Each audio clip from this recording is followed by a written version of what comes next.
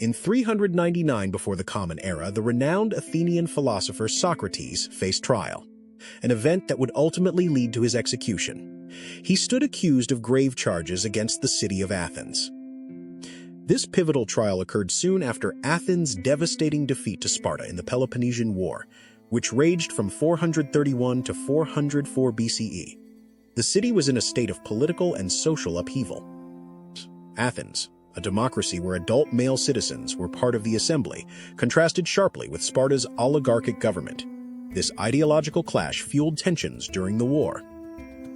The year 399 before the Common Era saw several prominent figures accused of impiety in Athens, suggesting a widespread anxiety about religious unorthodoxy and its political dangers. Socrates faced two main charges. The first was asabeia, or impiety, meaning he failed to acknowledge the gods of the city. This was a serious religious and civic accusation. Specifically, the accusers claimed Socrates introduced new deities, a direct challenge to Athenian religious traditions.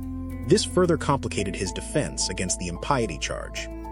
The second major charge was corrupting the youth of Athens. This accusation targeted his habit of engaging young men in philosophical questioning, which challenged established norms. In Aristophanes' 423 BCE comic play The Clouds, Socrates was depicted as a sophistic philosopher, teaching how to formulate arguments to justify questionable actions, linking him to sophistry.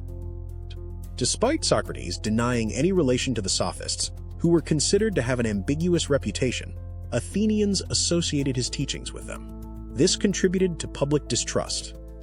Journalist I.F. Stone, in his 1988 work, The Trial of Socrates, argued that the trial was largely a political persecution rather than a genuine criminal conviction. Conversely, classic scholar Robin Waterfield, in his 2009 book, Why Socrates Died, Dispelling the Myths, offered a nuanced view, challenging some traditional interpretations.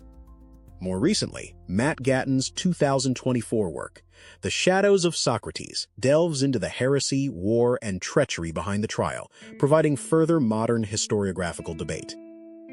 The Athenian legal system relied on a large jury, often numbering 501 or more male citizen jurors chosen by lot.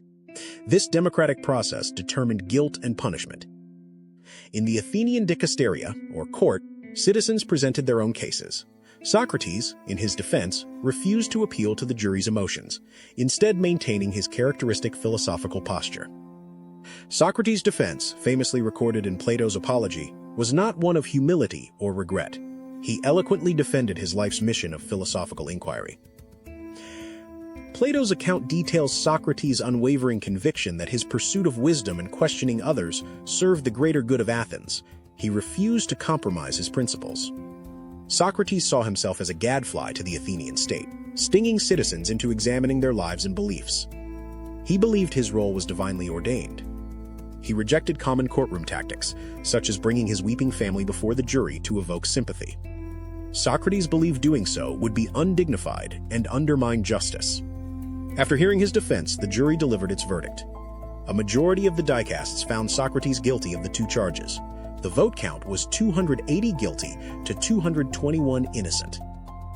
Following Athenian legal practice, after a guilty verdict, both the prosecution and defense proposed penalties. The jury would then vote on which punishment to impose. The prosecution, led by Meletus, Anytus, and Lycon, consistently pushed for the death penalty for Socrates.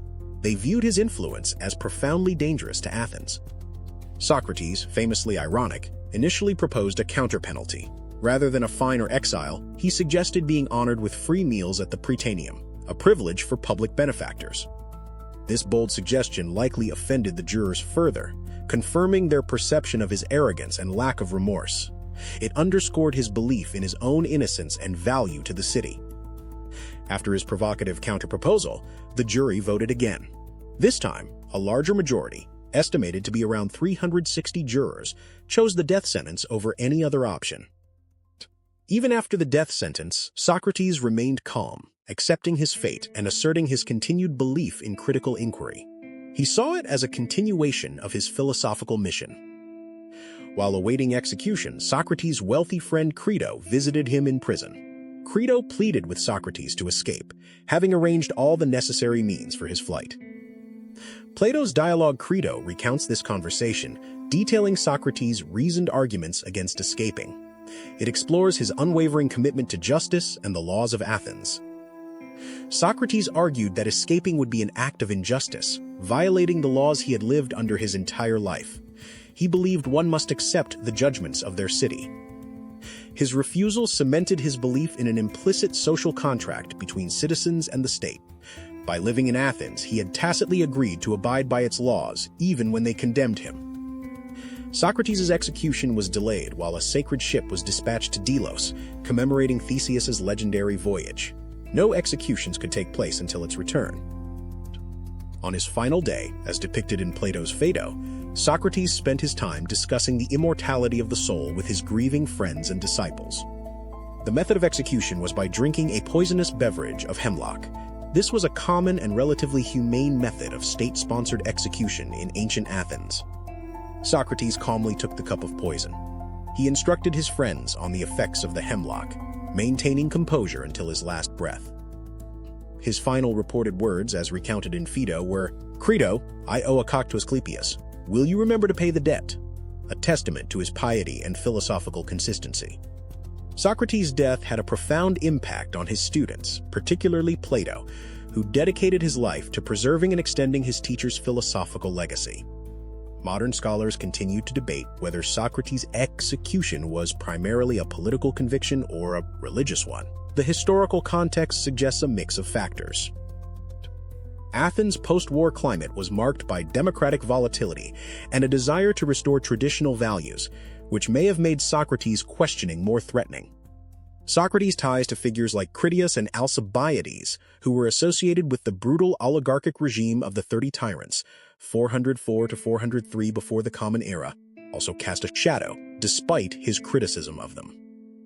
Alcibiades, a brilliant but controversial Athenian general and politician, was also a former student of Socrates. His betrayals and flamboyant lifestyle further complicated Socrates' public image. While Socrates condemned the tyrants, his association with these figures, however indirect, contributed to suspicions that he fostered anti-democratic sentiments among the youth. Modern historiography, led by scholars like I.F. Stone, questions the traditional view of Socrates as a purely noble martyr, presenting a more nuanced, politically charged narrative.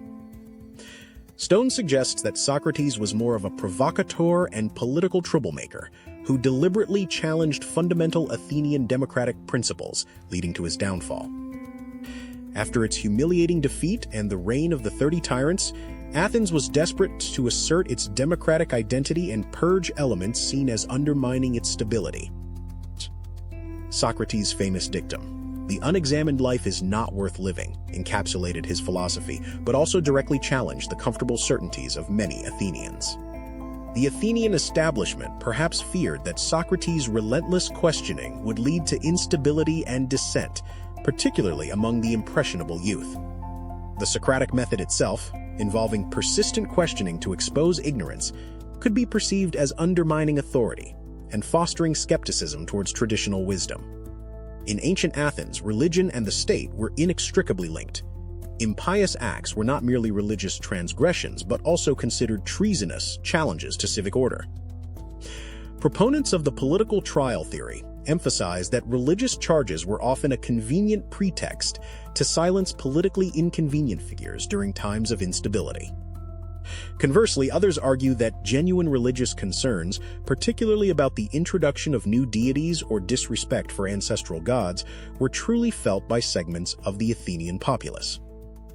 Notably, Socrates was never tried for treason directly, strengthening arguments that the impiety and corrupting youth charges served as proxies for political discontent. Socrates often spoke of his daimonion, or inner divine sign that guided him, which some Athenians might have interpreted as introducing new, unauthorized deities. Socrates' trial has become a timeless symbol of the conflict between individual freedom of thought and expression versus state authority and conformity. For many, Socrates' calm acceptance of his unjust death solidified his image as a philosophical martyr, willing to die for his principles and the pursuit of truth. The trial highlights the inherent tension between philosophical inquiry, which seeks to question everything, and the needs of a polis, city-state, for social cohesion and order. His decision to accept death rather than abandon his principles or flee, Athens continues to challenge us to consider the limits of individual conscience against state demands. Ironically, Socrates' trial and death ensured his immortal legacy, making him an enduring symbol and a catalyst for the development of Western philosophy through his students. Plato's powerful dialogues, particularly the Apology, Credo, and Phaedo, remain the primary sources, offering profound insights into Socrates' character, philosophy, and final moments. Xenophon's Apology of Socrates to the Jury and Memorabilia also provides significant, though sometimes contrasting, accounts of Socrates' trial and teachings, offering a richer perspective. Socrates' trial continues to provoke discussion about the role of the intellectual in society, the fragility of justice, and the courage required to stand by one's convictions. His story reminds us that the pursuit of truth can be dangerous, but also that intellectual integrity and moral courage can transcend even the harshest judgments of their time. What lessons do you draw from Socrates' unwavering stance? Share your thoughts in the comments below, and don't forget to like and subscribe for more historical explorations.